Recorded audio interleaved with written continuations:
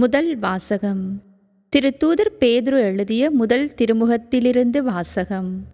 அன்பிற்குரியவர்களே, புதிதாய் பிறந்த குழந்தைகள் போல வஞ்சகமற்ற வார்த்தையாகிய பாலை அருந்த ஆர்வமுள்ளவர்களாயிருங்கள்.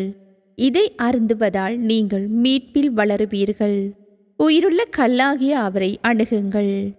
மனிதரால் உதறி தள்ளப்பட்டதாயினும் கடவுளால் தெரிந்து கொள்ளப்பட்ட உயர் மதிப்புள்ள கல் அதுவே. நீங்களும் உயிருள்ள கற்களாயிருந்து ஆவிக்குரிய இல்லமாக கட்டி எழுப்பப்படுவீர்களாக. இயேசு கிறிஸ்துவின் வழியாய் கடவுளுக்கு உகந்த ஆவிக்குரிய பலிகளை படைக்கும் தூய குருக்களின் கூட்டமாகவும் இருப்பீர்களாக. ஆனால் நீங்கள் தேர்ந்தெடுக்கப்பட்ட வழிமரபினர், அரச குருக்களின் கூட்டத்தினர், தூய மக்களினத்தினர், அவரது உரிமை சொத்தான மக்கள். எனவே உங்களை இருளினின்று தமது வியத்தகு ஒளிக்கு அழைத்துள்ளவரின் மேன்மைமிக்க செயல்களை அறிவிப்பது உங்கள் பணி. முன்பு நீங்கள் ஒரு மக்களினமாயிருக்கவில்லை, இப்பொழுது கடவுளுடைய மக்களாக இருக்கிறீர்கள். முன்பு இரக்கம் பெறாதவர்களாயிருந்தீர்கள், இப்பொழுதோ இரக்கம் பெற்றுள்ளீர்கள்.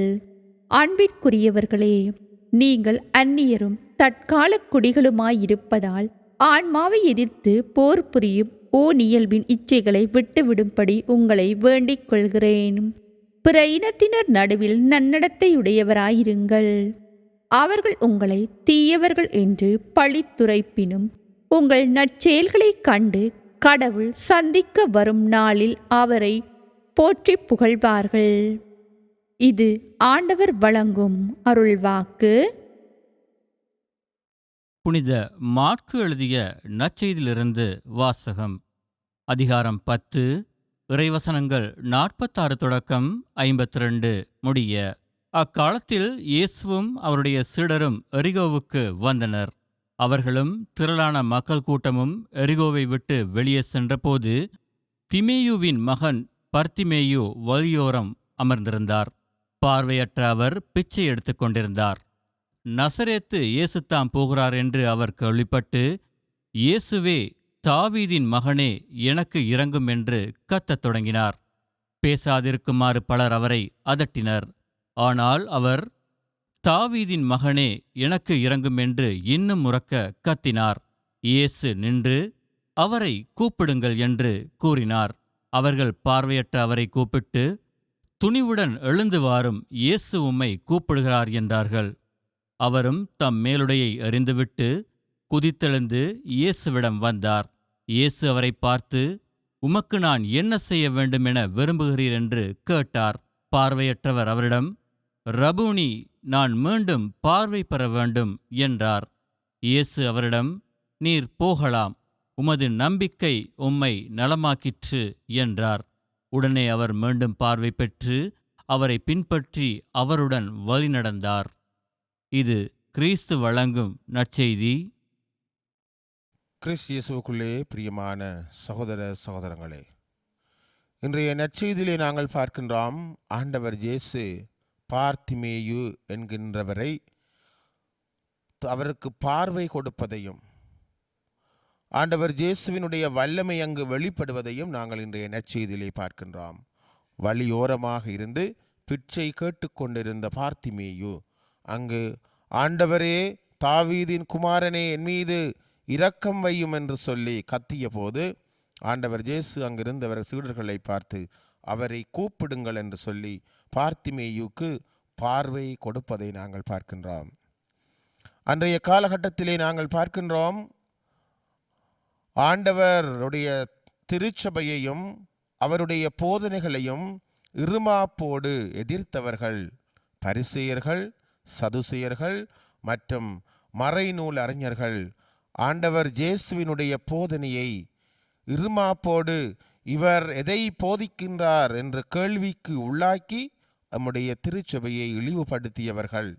அவர்கள் அந்த விதத்திலே ஒரு விதமான பார்வையற்றவர்களாக கருதப்பட்டார்கள்.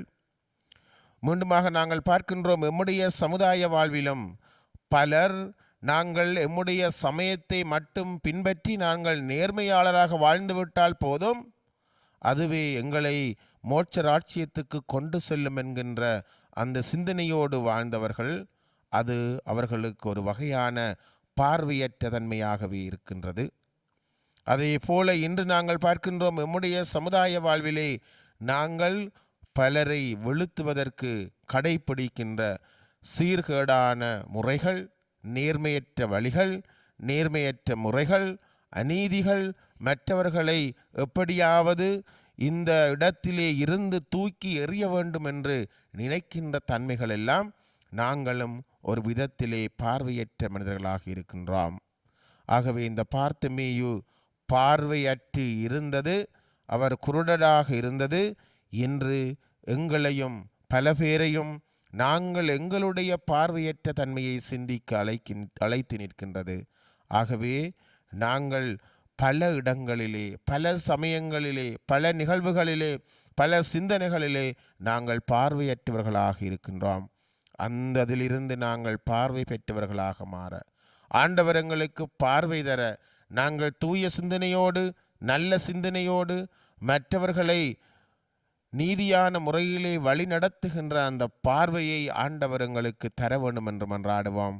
பார்த்திமேயு ஆண்டவரை பார்த்து, தாவீதின் குமாரனே என் மீது இறங்கும் என்று சொல்லி கத்திய போது ஆண்டவர் அவரை கூப்பிட்டு அவருக்கு பார்வை கொடுத்தது போல நாங்களும் எங்களுடைய நாளாந்த பாவ வழியிலிருந்து விலகி நாங்கள் நீதியான நேர்மையான முறையிலே பயணித்து நம் ஆண்டவரை முழு உள்ளத்தோடு ஏற்றுக்கொண்டு அவரை கூவி அழைக்கின்ற பொழுது ஆண்டவர் நிச்சயமாக எங்களுக்கு பார்வை தருவார், விடுதலை தருவார், மன்னிப்பு தருவார், அவருடைய இரக்கத்தை எங்கள் மேல் பொழிவார்.